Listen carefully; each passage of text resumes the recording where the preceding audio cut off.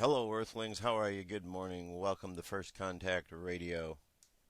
Space weather today, cosmic weather. Let's jump into it.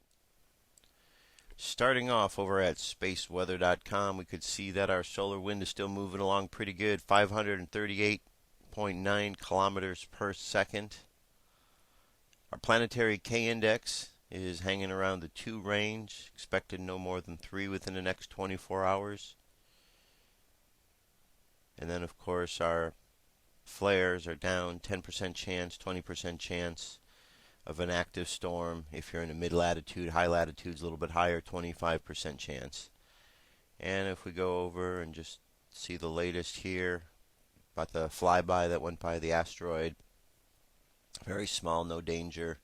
Nothing like last year where we had a asteroid the size of a battleship passing by. Anyway, last night there was a coronal conjunction that took place. Here's an image. Alright, pretty cool. Alright, moving right along from there. The planets and the stars today. We've still got the sun. For a while it's going to be in Aquarius. And our moon is moving from Pisces. Today it's in that in-between phase, getting ready to move to Aries. Aries is the first sign coming back around. Aries is the pioneer. Pisces wraps everything up at the end of the cycle of the zodiac. So we're kind of in a wrap-up phase today in a subconscious point of view, because the moon represents our subconscious, where the sun represents our conscious mind. So we can kind of see we're in a cleanup phase, getting ready to go into something new, a new beginning tomorrow. So something that to keep in mind. The moon itself is a little bit past the new moon, 19% past, already on our way back up to the full moon. And our dream spell for today is the blue solar storm. Blue solar storm. I pulse in order to catalyze realizing matrix. I seal realizing energy. I seal the matrix of self-generation with the solar tone of intention. I am guided by the power of vision. And then, of course, it is Friday, January 27th. That's on the Gregorian calendar. So there you have it. You know, it's kind of interesting, don't you think, or kind of good to know what's going on with the cosmic weather out there, the space weather and stuff. So as you're watching the news during the day or seeing what's going on, if it's a little extra windy or hot, or they're talking about the auroras, you kind of got a clue of what's going on. So I myself find it very helpful, and I hope you find it equally as helpful to kind of know what's going on like that during the day. All right, first story up or on the books today is a story about the Bush family. The Bush family and their old Nazi secret. That's right, my friends. If you don't know about the Bush family Nazi secret, well, you're going to find out, because they are definitely connected to the Nazis. The things that they've done, they haven't been friends to this country, and I'm going to stop talking now. I'm going to let you watch this. This is just a 10-minute piece. Comes to us from prisonplanet.com. Here we go. Or how the American branch of the Illuminati aided. Now we will explore how the American branch of the Illuminati aided and abetted Adolf Hitler, and how the Bushes were the first family when it came to treason. I've been an investigative reporter and a journalist for 35 years. I've worked in every major media market in the United States, and I've written for more than 100 newspapers and magazines nationally and internationally. So last September 17th, I became the first journalist in U.S. history to go to the U.S. National Archives and the Library of Congress and pore over the thousands of pages of documents in both places to prove beyond a shadow of a doubt or any refutation of the facts that Prescott Bush, the grandfather of George W. Bush, and George Herbert Walker, his maternal great-grandfather for whom his daddy is named, were Nazi traitors to the country who should have been tried for treason. 2 weeks ago, in early August, a major world newspaper, The Guardian of London, finally got on the story internationally, and they flew a renowned reporter of theirs named Duncan Campbell over to Washington to take me back to the archives and Library of Congress so that they could verify that these explosive documents were real and I didn't have forged copies. Prescott Bush was the grandfather of George W. Bush and the father of George Herbert Walker Bush, and George Herbert Walker Bush is named for his father-in-law, George Herbert Walker.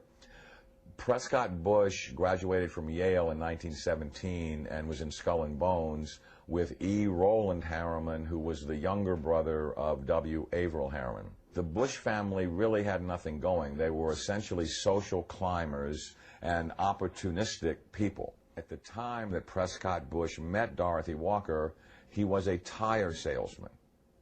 And George Herbert Walker, as all fathers do when their daughter's going to marry someone, said in his heart, you know, it's not an appropriate thing socially that my daughter marry a tire salesman. So he brought Prescott Bush first into Brown Brothers Harriman and then Union Banking Corporation. In actuality, it was anything but a bank. It was essentially a Nazi money laundering operation that had a lot of tentacles into a lot of different other businesses. They owned a shipping line called Hamburg American Line, for example, which was the first Nazi front business seized, although the line was no longer operational in 1942.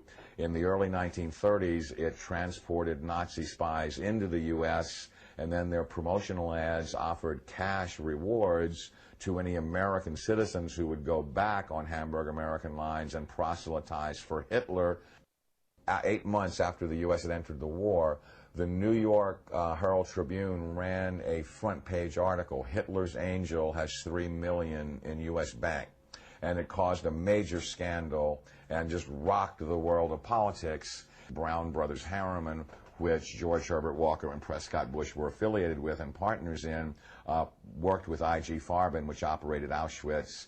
Prescott Bush, he did a number of things that were not only anti-American but were pro-Hitler, and he did all that he could to proselytize for Hitler and the rise of his Third Reich, because the largest client, Fritz Thyssen, of his patron, W. Averill Harriman, dictated what kind of behavior he would practice to enhance his own career. So he was put on the board of directors of Union Banking Corporation, and he was also a shareholder in Union Banking Corporation along with E. Roland Harriman. But what's interesting about what the documents show is that they clearly state that all of the shareholders were phantom shareholders for Fritz Thyssen and did his bidding directly. So the point I'm making is it's not as if they bought these shares of stock as a passive investment to hopefully profit from the war.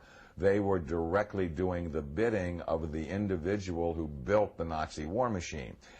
Some very shocking documents that I saw at the Library of Congress 2 weeks ago on August 10th, on August 9th, excuse me, had to do with the hearings of the McCormick-Dickstein Committee of November 1934, show that Prescott Bush and the DuPont family, the Remington family, and J.P. Morgan tried to overthrow the U.S. government, assassinate FDR, and put a Hitler-style fascist state in place. I have in my possession testimony from the McCormick-Dickstein Committee in November of 1934 by one of the fascist plotters that they were going to follow Hitler's model exactly and impose martial law on the United States, round up unemployed people that were worthless to the economy and troublemakers and Jews and put them into internment camps. And their plan was, if necessary, to exterminate the people that could not be part of the effort. The only reason the coup attempt in 1934 didn't succeed is that they hired the wrong general to lead it, General Smedley Butler, the great Marine hero, two-time Congressional Medal of Honor winner, who worked with the plotters just long enough to be able to identify who they were and then blew the whistle on them to Congress. Incredibly, after being warned by the FBI and the Justice Department and the Treasury Department to cease and desist in their Nazi dealings, they had continued them until 1951. There had been 28 additional seizures of Nazi assets and Nazi business fronts between late 1942 and 1951, and that they had moved Nazi assets into Switzerland, Brazil, Argentina, and Panama.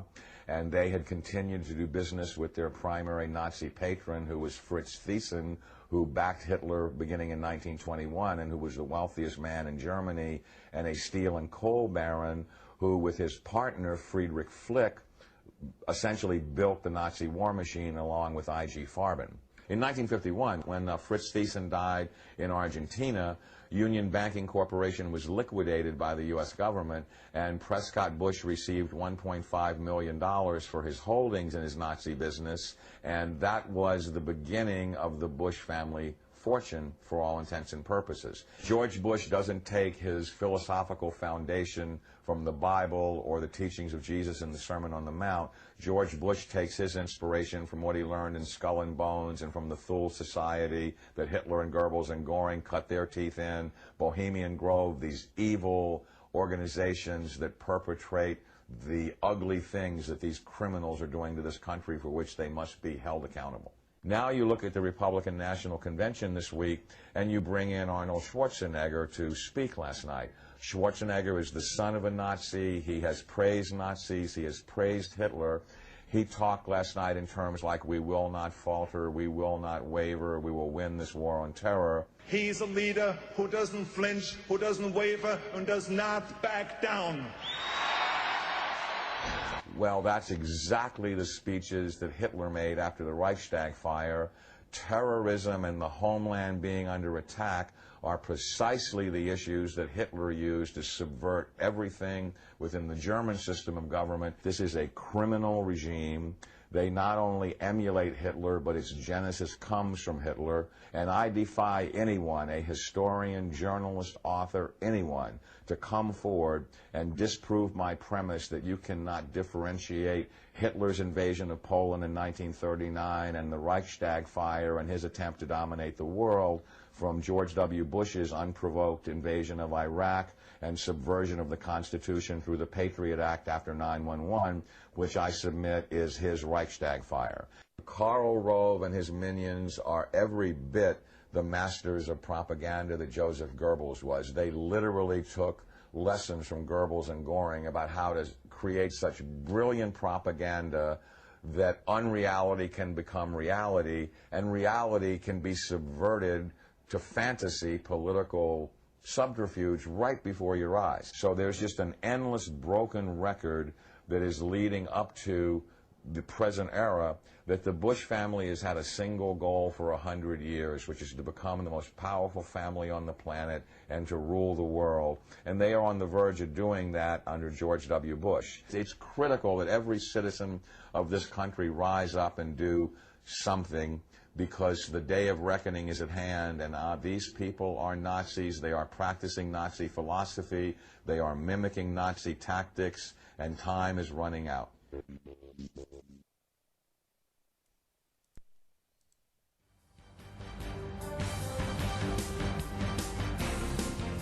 This is the UFO News with Joshua Poet. All right, Dirk, thank you very much. This is the UFO News. Let's set things up here. First story comes to us from the Examiner.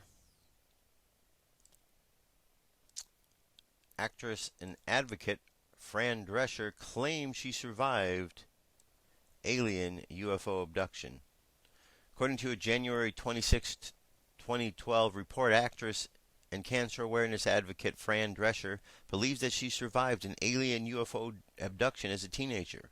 Drescher revealed the surprising information during a recent interview, and she said her ex-husband was abducted by aliens too. The Huffington Post reported that Fran Drescher has a small scar on her hand. Her ex-husband, Peter Mark Jacobson, has a matching scar in the same spot. This coincidence led Drescher to believe that the pair was programmed to meet. Fran Drescher said the scars were caused by chips implanted by the aliens, while her ex-husband believes Drescher's scar was caused by a drill or hot water. Although it's odd that Jacobson would suggest such dissimilar causes for her scarring, his suggestions are still more likely than any sort of extraterrestrial alien or UFO-related activity. The 50-year-old actress is best known for her role as the sassy nanny from Flushing, Queens in the hit television series The Nanny. All right, So there you go, first one. Fran Drescher and her UFO experience. Now, moving right along, Tracy Pierce. We also have another report from her. At the Examiner, UFO reporting hotline opens in the Ukraine. According to information made available on the 26th of January, a new UFO reporting hotline is opened in Kiev, Ukraine. The UFO reporting hotline is staffed by amateur UFO researchers who will field questions and take reports about unexplained flying objects and other phenomena. nrcu.gov.ua, the website of Radio Ukraine International, reported that the staff of the new UFO reporting hotline decides which of the reported UFO sightings will receive additional investigation by researchers. Investigations will be handled by the Zahn Center for the Study of Anomalous Phenomena, which is also located in Ukraine. Reports have already begun streaming into the hotline. A recent caller to this new hotline reported metallic UFO as well as crop circles in the fields near the capital of Ukraine. The metallic UFO was described as having a cubic form.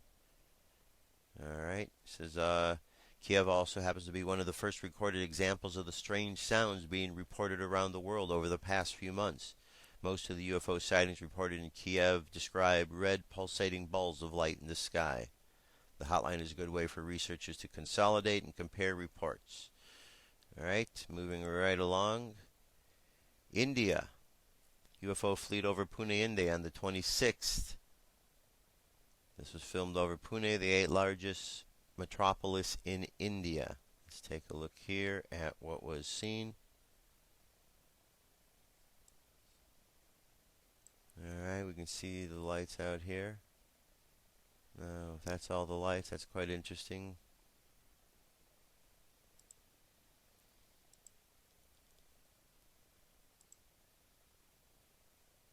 Alright, we just see the two yet.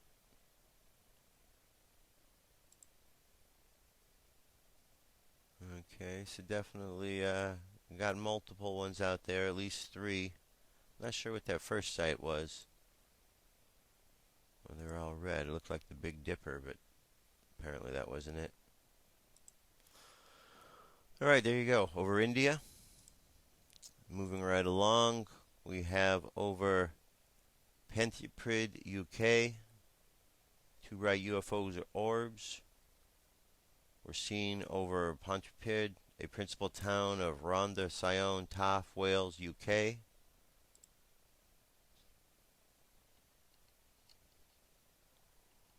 Alright. See, we got really faint out there. We got the 2 lights. And either the camera is moving or they are moving. It looks more like it's the camera.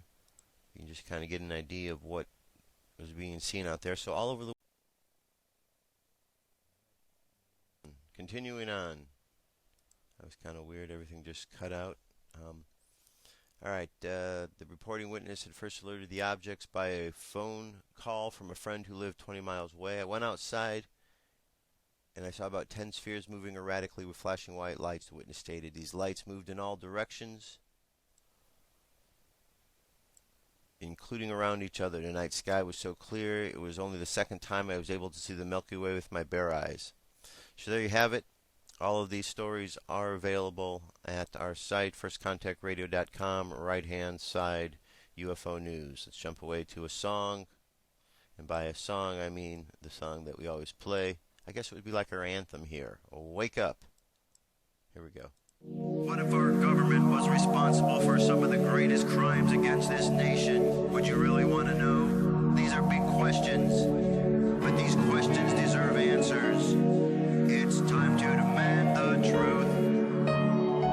People shouldn't be afraid of their governments. Governments should be afraid. 9/11 was an inside job. Kennedy was killed by the CIA. Jimmy Carter saw a UFO. Answers to secrets you need to know. So wake up, wake up, wake up, wake up. Wake up, wake up, wake up.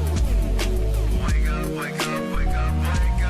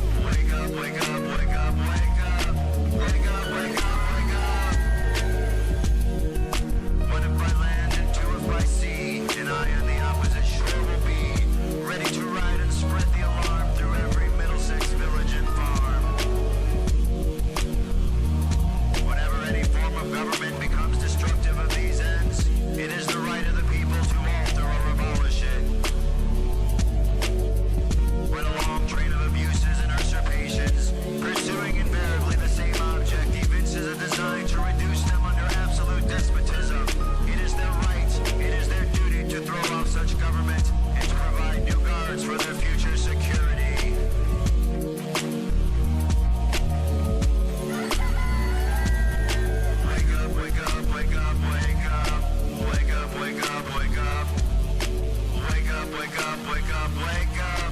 Wake up, wake up, wake up. Wake up, wake up, wake up, wake up. Wake up, wake up, wake up. Wake up, wake up, wake up, wake up. Wake up, wake up, wake up. Patriots arise. It's time to demand the truth. All right, we're back. So, yesterday something very important happened here in America, and it's not as widely known as it needs to be.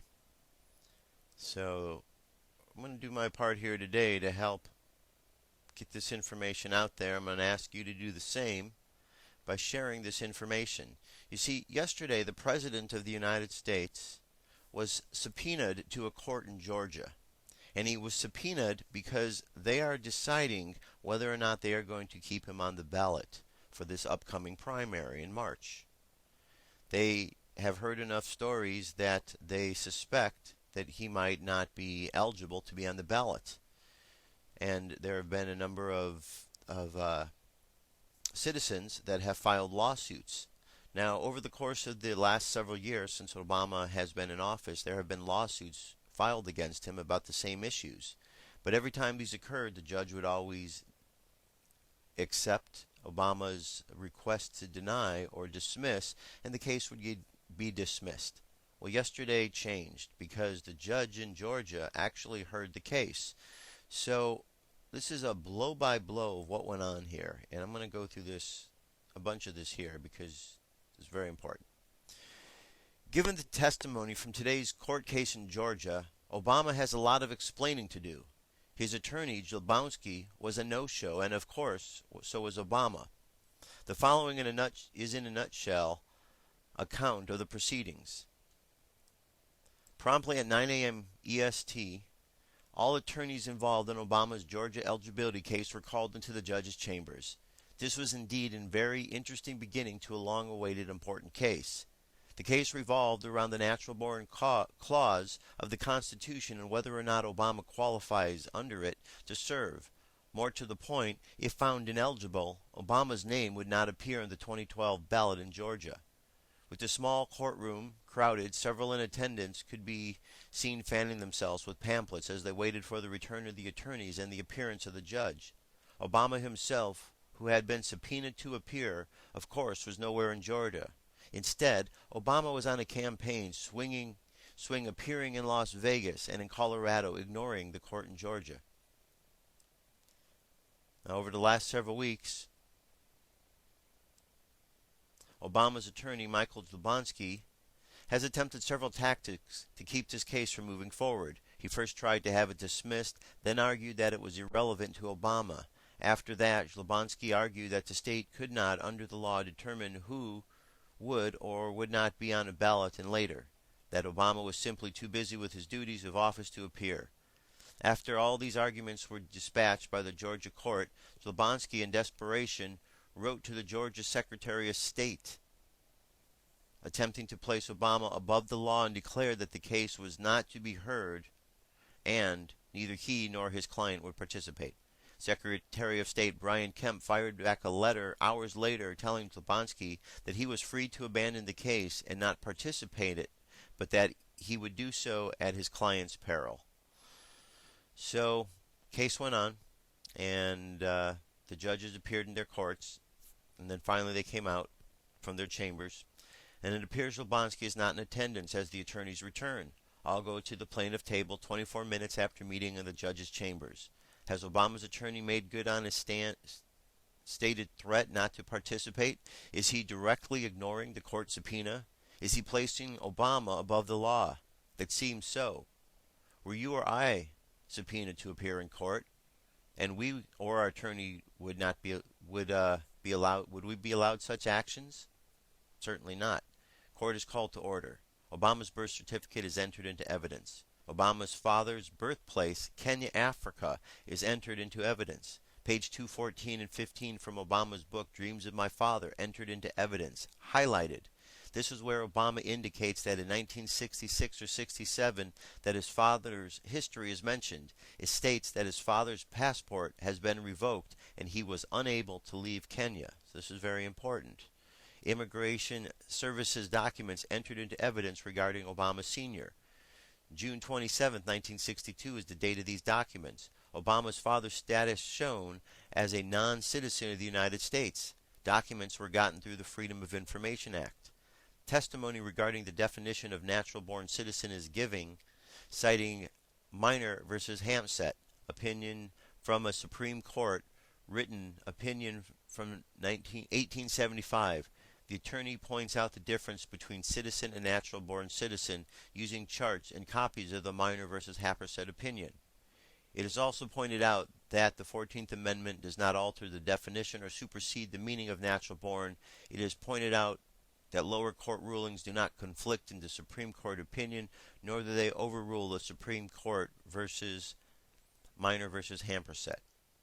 Now, the point is, to be a natural-born citizen, one must have two parents who at the time of the birth in question be citizens of the United States. As Obama's father was not a citizen, the argument is that Obama constitutionally is ineligible to serve as president.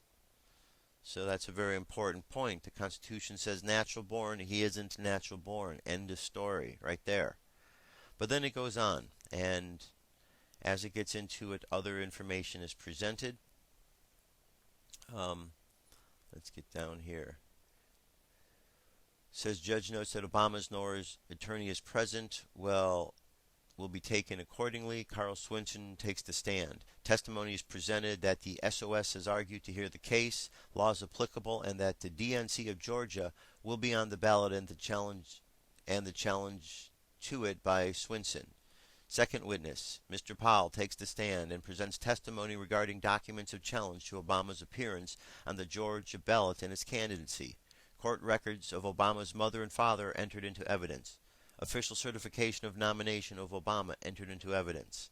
RNC certificate of nomination entered into evidence. Now, the DNC language does not include language stating Obama is qualified, while the RNC document does. This shows a direct difference, trying to establish that the DNC may possibly have known Obama was not qualified. Jablonski's letter to Kemp yesterday entered into evidence, showing their desire that these proceedings not take place and they would not participate. Dreams from my father was entered. Mr. Allen from Tucson, Arizona, sworn in. Disc received from Immigration and Naturalization Service entered into evidence. The disc contains information regarding the status of Obama's father received through the Freedom of Information Act. The information states clearly that Obama's father was never a U.S. citizen. At this point, the judge takes a recess. The judge returns. David Farrar takes the stand. Evidence showing Obama's book of records listing his nationality as Indonesian, deemed not relevant by the judge. Orly Tate calls second witness, Mr. Strunk, enters into evidence a portion of the letter from attorney showing a renewal from Mr. Obama's mother for her passport listing Obama's last name other than Obama. State licensed private investigator takes the stand. She was hired to look into Obama's background and found a social security number for him from 1977. Professional opinion given that his number was fraudulent. The number used or attached to Obama in 77 shows that the true owner of the number was born in 1890. This shows that the number was originally assigned to someone else who was indeed born in 1890 and never should have been used by Obama. The same social security number came up with addresses in Illinois, D.C., and Maryland. Next witness takes the stand. The witness is an expert in information technology and Photoshop. He testifies that the birth certificate Obama provided to the public is layered, multi-layered. Thus, he indicates that the different parts of the certificate have been lifted from more than one original document. Linda Jordan takes the stand. Document entered regarding Social Security number assigned to Obama. Social Security number is not verified under E-Verify. It comes back as suspected fraudulent. This is the system by which the government refers one's citizenship. Next witness, Mr. Vogt. Expert in document imaging and scanners for 18 years. Mr. Vogt testifies that the birth certificate posted online by Obama is suspicious. States white lines around all the typeface is caused by unsharp mask in Photoshop. Testifies that any document showing this is considered to be a fraud. States this is a product of layering. Mr. Vogt testifies that the straight scan of an original document would not show such layering. Also testifies that date stamps shown on Obama's documents should not be in exact same place on the various documents as they are hand stamped. Obama's documents are all even, straight, and exactly the same, indicating that they were not hand stamped by layered into the document by computer. Next witness, Mr. Sampson, a former police officer and a former immigration officer specializing in immigration fraud, ran Obama's Social Security number through the database and found that the number was issued to Obama in '77 in the state of Connecticut. Obama never resided in Connecticut. At the time of the issue, Obama was living in Hawaii. So serial number on the birth certificate is out of sequence with others issued at the hospital. Also, certification is different than others and different from twins born 24 hours ahead of Obama. Mr. Sampson states that portions of the document regarding Mr. Soetoro, who adopted Obama, have been redacted, which is highly unusual with regards to immigration records. Suggests all records from Social Security, immigration, Hawaii birth records be made available to see if there are any criminal charges to be filed or not. Without them, nothing can be ruled out. Mr. Sampson indicates if Obama is shown not to be a citizen, he should be arrested and deported, and until all records are released, nobody can know for sure if he is or is not a U.S. citizen. Tate shows records for Barry Soetoro, a.k.a. Barack Obama, showing the residents in Hawaii and in Indonesia at the same time. Tate takes the stand for herself, testifies that records indicate Obama's records have been altered and he is hiding his identity and his citizenship. She leaves the stand to make her closing arguments. Tate states that Obama should be found because the evidence presented ineligible to serve as president. And with that, the judge closes the hearing. What can we take away from this? It's interesting. Now all of this has finally been entered officially into court records. One huge question is now, more than ever before, who is this guy? Alright, so that's our first story right there. So, big case. You and I couldn't be allowed to have to go to court, be subpoenaed, and not show up. But he's not above the law. He's supposed to be the example. So, continuing on. So, here we go. Obama's Georgia ballot hearing. Judge wanted to immediately default judgment against Obama. As we are trying to get a quick lunch and then do some interviews, this is just a very brief synopsis of what happened today before the hearing started. The judge called the attorneys into the chambers and explained that he was going to enter a default judgment in their favor. Attorneys Hatfield and Arian questioned to be able to present abbreviated versions of the arguments so they would be on the record. At that point, Arian estimated he would need 20 minutes, Hatfield estimated he would need 30, and Tate's estimated she would need 2 hours. Van Iren and Mark Hatfield made their arguments and left. Tate's then presented her argument, calling several witnesses until the judge asked her to make a closing statement, which was all what I just read to you before. So, alright, now, continuing on here over at InfoWars, this story continues. President Barack Obama was accused by prosecution lawyers of being in contempt of court after failing to show for a birther hearing in Georgia that seeks to establish whether he is eligible to appear on the state ballot in November. As we reported earlier this month, so-called birthers, those who claim there is evidence to suggest Obama was not born in the United States, hailed the judge's decision to hear the case as a potential roadblock to Obama being permitted to run for a second term in the White House. Lawyers for area residents mounting birther challenges told Deputy Chief Judge Michael Malley that Obama should be found in contempt of court for not appearing when under subpoena to do so. But Malley did not indicate he would recommend that and cut off one lawyer when he criticized Obama for not attending the hearing. It shows not just a contempt for this court, but contempt for the judicial branch, lawyer Van Iren told Malley. Earlier this week, Obama's lawyer, Michael Jablonski, requested that the Secretary of State, Brian Kemp, suspend the hearing, claiming it was not a legitimate issue and insisting that he and his client would boycott the hearing. However, Kemp fired back, warning that the hearing was necessary under Georgia law and that Obama and Jablonski's future failure to participate would be at their own peril. So, this is where we stand at the moment, waiting to hear further, but it seems that there is a default that is going on and going to be placed. Hopefully that's going to continue through. Now our job is to continue to spread this news because the mainstream media isn't really talking about it. So social networks, Twitter, email it to friends, just keep the story going out there. That's what we need to do. That way we spread the word because the man in office isn't eligible to be there. People have known that for a long while. Now more of the public is just starting to catch up. That's a good thing. All right. Medical devices can be quite expensive, but here we have an MIT student develops a $3 cutting-edge healing device, field tested in Haiti. Now, this is pretty encouraging. No one really knows why, but for an open wound, simply applying suction dramatically speeds healing times. The theory is that the negative pressure draws bacteria out and encourages circulation. But for almost everyone, that treatment is out of reach simply because systems are expensive. Rentals cost at least $100 a day and need to be recharged every 6 hours.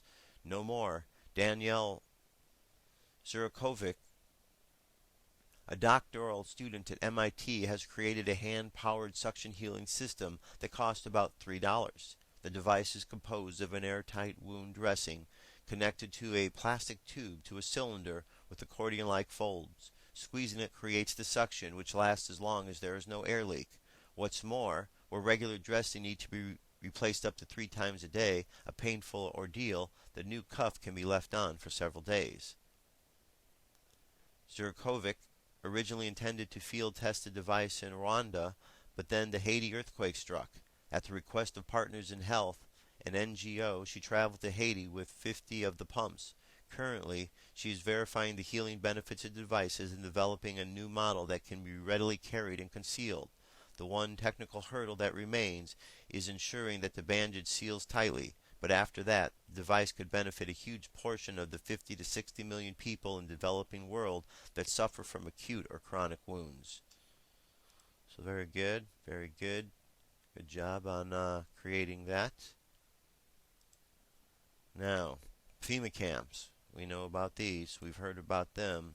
And there's been some activity that has brought it into the news. This is from InfoWars. I'd encourage you to listen to their shows over there. But last night on their show, on the edition, Alex covered the spread from the fight against draconian legislation to restrict the internet to the proven indoctrination and manipulation of children in public schools.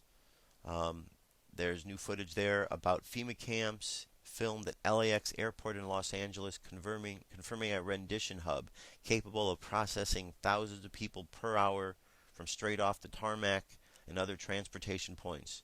Further video clips of other facilities used in the past for mass containment of the centers, from Pier 57 in New York City, used to detain those rounded up during mass arrests at the 2004 Republican National Convention, to former Mueller Airport facility in Austin, which news clips exposed and had been converted to hold mass arrestees, to the Sandpoint Naval Station in Seattle, used for the 1999 WTO protesters. This, of course, only the tip of the iceberg, so I wanted to bring your attention to that. And there's some drills going on. I got some videos here to show you, but this video was captured last night of 5 military helicopters buzzing over downtown LA,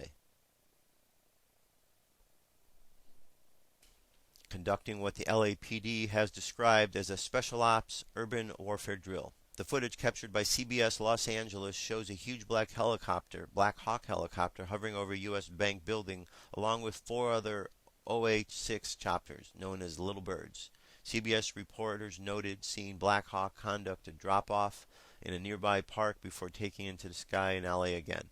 The helicopters staged at Dodger Stadium throughout the exercise were later spotted flying low over Staples Center as the LA Lakers played inside.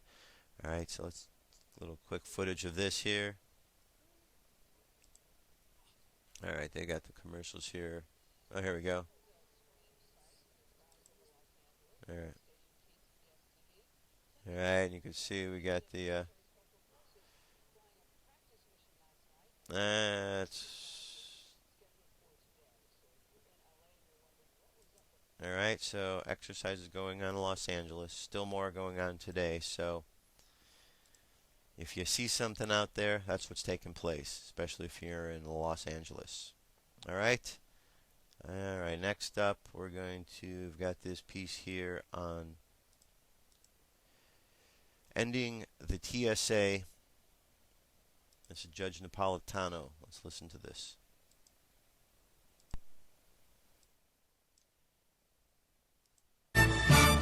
Tonight on the docket, freedom and human dignity. Why the TSA gives you neither, but how you can take it for yourself. Like this program, popular Kentucky Republican Senator Rand Paul has long been critical of the Transportation Security Administration. Here he is back in June grilling TSA Chief John Pistol for submitting 16-year-old girls to invasive pat-down searches at America's airports. I think I feel less safe because you're doing these invasive exams on the 6-year-old. It makes me think you're clueless, you know, that you think she's going to attack our country and that you're not doing your research on the people who would attack our country. I think you ought to get rid of the random pat-downs. The American public is unhappy with them. The American public is unhappy with him. It seemed only a matter of time before the senator himself would have a run-in with the TSA. As you know, this week, Senator Paul was detained at an airport in Tennessee due to what was described as an anomaly in his knee. He offered to be rescanned, but was told he would have to submit to an invasive physical pat-down instead, causing him to miss his flight. Unbelievably, the Obama administration claims he was not detained. Take a listen to this. Let's just be clear. The passenger was not detained. The passenger triggered an alarm during routine airport screening, but refused to complete the screening process in order to resolve the issue. In order to resolve the issue. Freedom Watch had Senator Paul on later that same day. Here is what he had to say in response. They say I wasn't detained, but they told me I couldn't leave the cubicle. And when I tried to leave, I was ushered back into the cubicle. So I kind of felt like I was being detained. Like I was being detained. Of course he was detained. He was prevented from leaving. He was prevented from boarding his flight. That is the very definition of being detained. But this is the kind of story that happens to Americans every single day at every airport in the country. The only reason the mainstream media mentioned it this week is because it happened to a United States senator. Will you get the same kind of attention when this happens to you? Here to discuss the ongoing violation of our civil liberties by the TSA, as well as the only candidate in the Republican primary who is willing to stand up to them and get rid of them, is Doug Weed, a senior advisor to the Ron Paul campaign. Doug, it's a pleasure. Welcome here. Thank you, Judge. You're a hero to me. It's great to be with you. You're very kind. Thanks for joining us, Doug. Tell me why it is that the TSA has this kind of authority and why we, like sheep, let them do this to us. Because we're afraid and because we're innocent. I had someone in line, I overheard a conversation, a lady who was saying, this is disgusting, and she was really upset by it. The guy next to her said, what does it matter if you're innocent? This is a very naive concept. Jesus was innocent. Gandhi was innocent. That doesn't mean anything. You know, the Cardinal Richelieu, hundreds of years ago, has a very famous quote. Cardinal Richelieu says, "Give me 5 lines written by any man, and I can have him hung as a criminal." He's making the point that when the government focuses on someone, if it has just enough evidence, it can prosecute them whether they're innocent or guilty. And that's what the U.S. Constitution is all about. That's what the Bill of Rights is all about. Just because you're innocent doesn't mean that you could end up in a gulag somewhere. It happens all the time. Well, and you have to have rights, and those rights have to be vigilantly protected, or this whole society we've built collapses. It used to be that conservative Republicans were defenders of the Constitution and defenders of individual liberty and fearful of big government. Of course, as we know, it was under the administration of President George W. Bush that things like the Department of Homeland Security, the TSA, the Patriot Act, all these warrantless searches, all these unlawful detentions came about. Have we begun to accept this as a normal part of America, or will the pushback by candidate Ron Paul and Senator Rand Paul and the type of discussions that we are now having, and the many people watching us and no doubt agreeing with us, is that likely to have an effect on this? Yeah, it's an ongoing debate, and there's no real answer to that question yet. Your show is one of the few places where it's even discussed. We're seeing our Constitution disappear without even a discussion, except on Freedom Watch. And it's not a Democrat or a Republican thing or a left or a right thing. You'll remember a number of years ago that Ted Kennedy's name was on a terrorist list. He's a Democrat. So Rand Paul, it's heartbreaking when if a United States senator is treated like this. It's very discouraging for the rest of us. We voted for him. He's our representative. We chose him. We didn't vote for the TSA. And to see him helpless in their hands is very discouraging. Switching gears, Doug, and I want to talk to you in your capacity as a senior advisor to Congressman Ron Paul. Does he have a path to the nomination? And if he does, explain it to us. Well, it's delegates. There are more than 2,000 delegates to the Republican National Convention. Less than 50 of them have been chosen. And until that is mathematically certain, yes, he has a path. It's very complicated. There are 4 candidates now. And normally it doesn't happen. There's no brokered convention in modern days because the delegates are not as bound to their candidates as they were in the past, and they tend to stampede when one gets in the lead. But we now are going very deep into this contest without a clear winner. So Ron Paul will be a player, and he will have influence. And there is no path to the nomination or the presidency without Ron Paul, without his young people, without the independence he brings, without the Hispanics. I don't know if you saw this last poll, Judge, but it's pretty remarkable. 50% of the Hispanics in Florida in the Republican Party support Ron Paul. So he's bringing new people, freedom-loving people into the Republican Party. There's no path to the White House without him, for sure. Doug Weed, it's a pleasure. Thank you very much for joining us. Thanks, Judge. All right, so the question I'd have is, what are we going to do about all these things going on? Seems to me that the writing is on the wall. We're seeing events that occurred in the past, like before Nazi Germany, we're seeing them played out again. We're seeing situations of people, Americans, being treated in such ways that are unconstitutional. So how are we going to fix this, my friends? We gotta step above this, and the problems all stem psychologically to the idea of fear. That is what they're putting out. It's a war on terror. It's a war on your fear.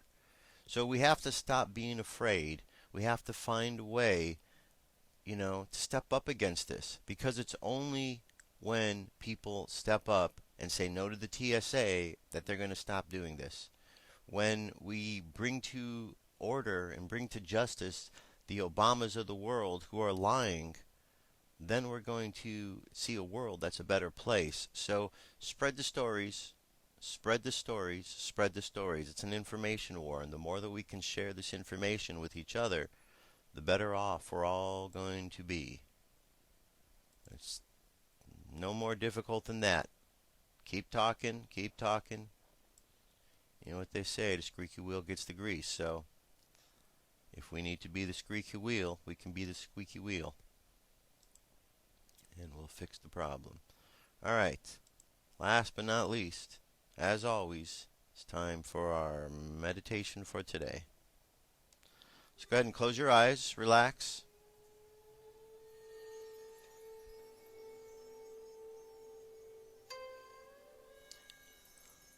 Take a deep breath. Imagine that you are seated on the beach and the waves are crashing in and then going back out. And as you sit there and listen to the sound of the waves, you find yourself relaxing. And the more you relax, the more you're able to focus. And the more you're able to focus, the more you're able to understand the path, your purpose, the direction that you are going.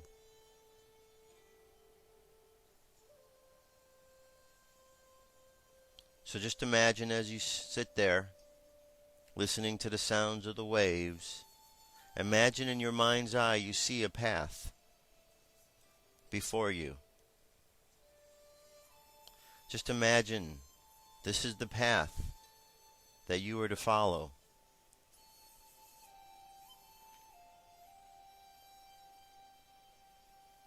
And by seeing it first inside, allows that path to become real outside.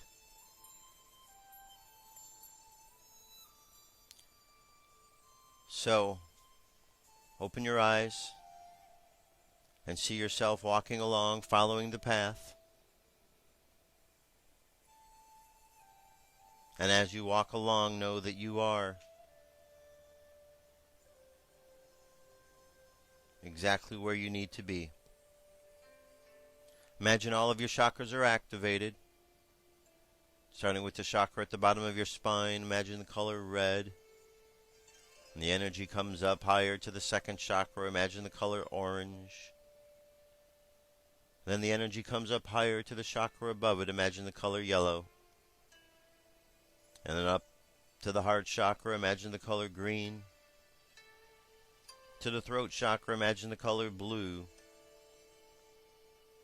To the third eye, imagine the color violet, and finally to the top of your head, indigo, and the light continues on.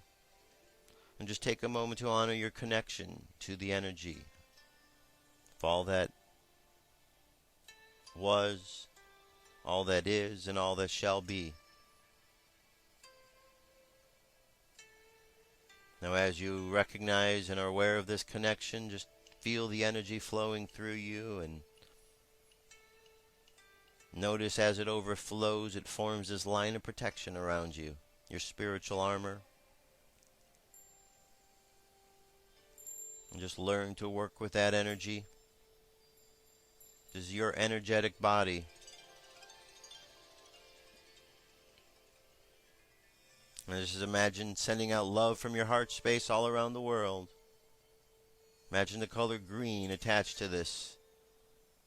Just imagine everyone feeling the love you are sending, and imagine feeling the love being sent from everyone else. And last but not least, let's wish everybody a good day, a good weekend.